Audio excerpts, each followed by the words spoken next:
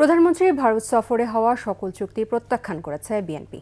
সরকার সবসময় ভারতকে সুবিধা দিলেও নিজেদের ন্যায্য হিস্সা আদায়ে ব্যর্থ বলে মন্তব্য করেছেন দলটির মহাসচিব মির্জা ফখরুল ইসলাম আলমগীর। মোহাম্মদ কবিরের রিপোর্ট।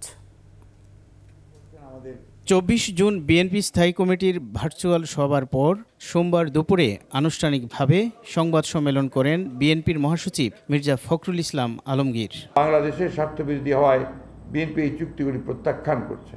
সংবাদ সম্মেলনে প্রধানমন্ত্রীর ভারত সফরে অনুষ্ঠিত সকল চুক্তিকে অসম ও দেশের স্বার্থবিরোধী বলে মন্তব্য করেন তিনি।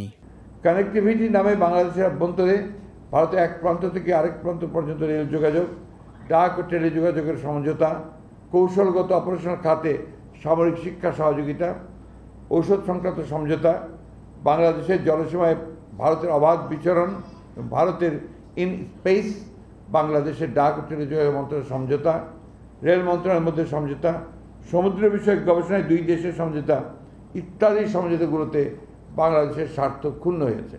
পরক্ষণে আবার বিএনপির ভারত বিরোধী নয় বলেও দাবি করেন মির্জা ফখরুল। এটা আমাদের ভারতের বিরুদ্ধে নয়, এটা এই সরকারের বিরুদ্ধে।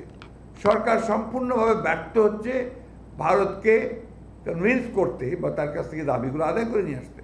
খালেদা জিয়ার মুক্তির দাবিতে শিগগিরই নতুন কর্মসূচির ঘোষণা আসছে বলেও জানান বিএনপির মহাসচিব। প্রয়োজনীয় কর্মসূচি প্রণয়ন করা হবে। মোহাম্মদ কবির, ২১ টেলিভিশন, ঢাকা।